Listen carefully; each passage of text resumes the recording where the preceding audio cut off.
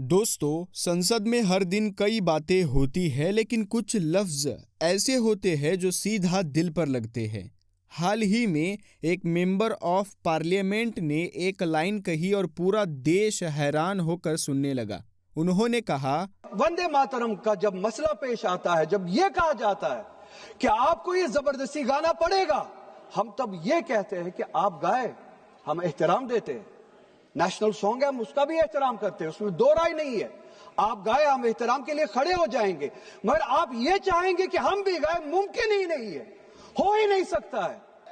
अब सब्र करो, आप बोलिए नेशनल सॉन्ग है, कोई दो राय उसमें नहीं है, मगर हम पे थोपिए मत। वफादारी नारे से नहीं, दिल से साबित होती है। एक सादा सा जुमला, लेकिन असर ऐसा कि हर तरफ चर्चा शुरू हो गई और इसी पल से एक नाम पूरे भारत में तेजी से उठने लगा, आगा सैयद रूहुल्लाह मेहदी। अब असल बात यह है कि ये आदमी कौन है और कश्मीर के किस शिया फैमिली से इनका रिश्ता है और कश्मीर की राजनीति में इनकी एंट्री इतनी भारी कैसे पड़ रही है। तो ये सब कुछ जानने के लिए इस वीडियो को पूरा जरूर देखना। रूहुल्लाह का ताल्लुक कश्मीर के बडगाम इलाके से है। ये वो जगह है जहां हालात अक्सर सख्त रहे और लोगों ने तजुर्बे ज्यादा किए, आराम कम। लेकिन रूहुल्लाह का घर एक ऐसा घर था जहां इल्म, तहजीब और इज्जत का माहौल मौजूद रहा। उनके वालिद आगा सैयद मेहदी कश्मीर के एक मकबूल शिया रहनुमा थे। लोगों का उनसे रिश्ता सिर्फ मजहबी मसलों तक सीमित नहीं था, बल्कि वो समाज के अंदर एक भरोसे वाली शख्सियत के तौर पर देखे जाते थे। इसी माहौल में रूहुल्लाह बड़े हुए और उन्होंने कम उम्र में ही ये सीख लिया कि लोगों की बात सुनना, उनके हालात समझना और मसले तर्क के साथ उठाना, यही असली जिम्मेदारी है। साल 2000 में एक ऐसा वाकया हुआ जिसने उनकी जिंदगी की दिशा बदल दी। उनके वालिद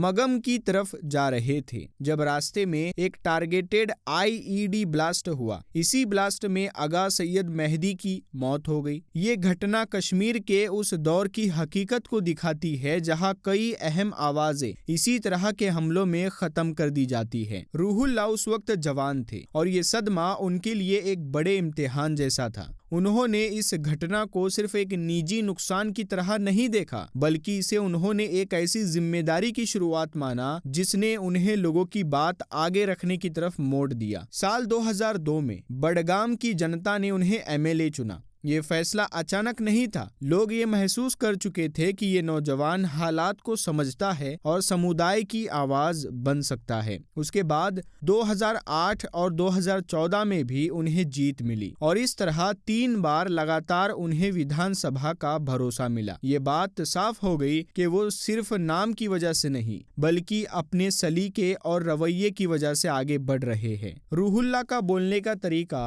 हमेशा नर्म रहा है। वो न आवाज ऊंची करते हैं और न किसी पर तंज करते हैं। वो मुद्दों को तर्क के साथ सामने रखते हैं और उसी अंदाज में बात करते हैं जिससे लगे कि वो किसी टकराव या शोर का हिस्सा नहीं बनना चाहते। कश्मीर जैसी संवेदनशील माहौल में ये रवैया कम ही देखने को मिलता है और शायद यही वजह है कि लोग उन्हें ध्यान से सुनते हैं। 2019 में जब आर्टिकल 370 हटाने का फैसला आया, उस वक्त रूहुल्लाह ने अपनी राय बहुत साफ अंदाज में रखी। उन्होंने कहा कि इस फैसले का असर लोगों की मनोस्थिति और उनके हक पर पड़ेगा। उनका बयान न तीखा था न भावनात्मक, बल्कि एक ऐसे इंसान की बात थी जो हालात को नजदीक से समझता है और उन्हें बयान करने से पीछे नहीं हटता। साल 2024 में श्रीनगर की जनता ने उन्हें संसद भेजा। ये जीत उनके सफर का एक अहम मोड़ थी। दिल्ली पहुंचकर भी उनका अंदाज नहीं बदला। उन्होंने वही सादगी, वही तहजीब और वही रवैया बरकरार रखा। वो अपनी पहचान को नारेबाजी से नहीं जोड़ते, बल्कि अपने चरित्र और अपनी बात से बनाते हैं। आज रूहुल्लाह मेहदी को एक ऐसे नेता के तौर पर देखा जा रहा है जो न शोर मचाता है न माहौल को गर्म करता है, बल्कि बात को सलीके और तजुर्बे के साथ रखता है। यही वजह है कि वो सिर्फ कश्मीर की राजनीति तक सीमित नहीं रहे, बल्कि पूरे मुल्क में उन्हें एक समझदार और मुतमईन आवाज के तौर पर पहचाना जा रहा है। संसद में जब वंदे मातरम के मौजू पर बात चली तो उसी दौरान रूहुल्लाह मेहदी का एक जुमला चर्चा में आया। उन्होंने बहुत सादे और मुतमईन अंदाज में कहा कि वफादारी किसी नारे से साबित नहीं होती, ये एहसास दिल से आता है। उनके इस बयान में न किसी पर इल्जाम था, न किसी की नीयत पर सवाल। उन्होंने बस इतना कहा कि मोहब्बत वतन को जबरदस्ती की शक्ल नहीं दी जा सकती। ये बात इसलिए सुनी गई क्योंकि उन्होंने इसे टकराव की भाषा में नहीं बल्कि तर्क और तहजीब के साथ रखा।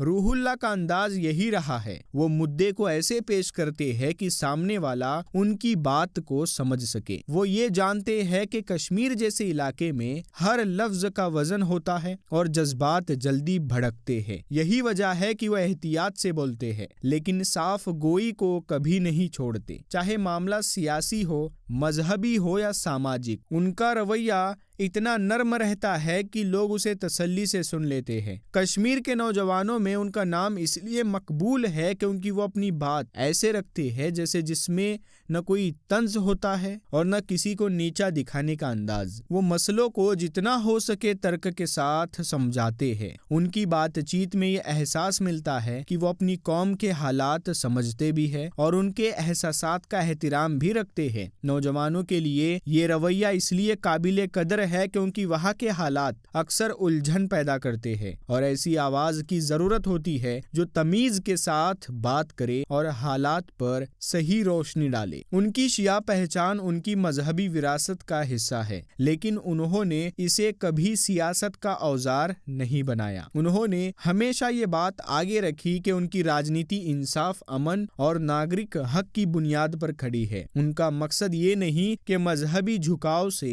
लोगों को प्रभावित किया जाए। वो हालात को अच्छे नजरिए से देखते हैं और उसी हिसाब से बात करते हैं। इस रवैये की वजह से वो कश्मीर के अंदर एक संतुलित नेता के तौर पर देखे जाते हैं। रूहुल्लाह की बात का असल रंग ये है कि वह न तो माहौल को गर्म करने की कोशिश करते हैं और न ही टकराव पैदा करने वाली भाषा इस्तेमाल करते हैं।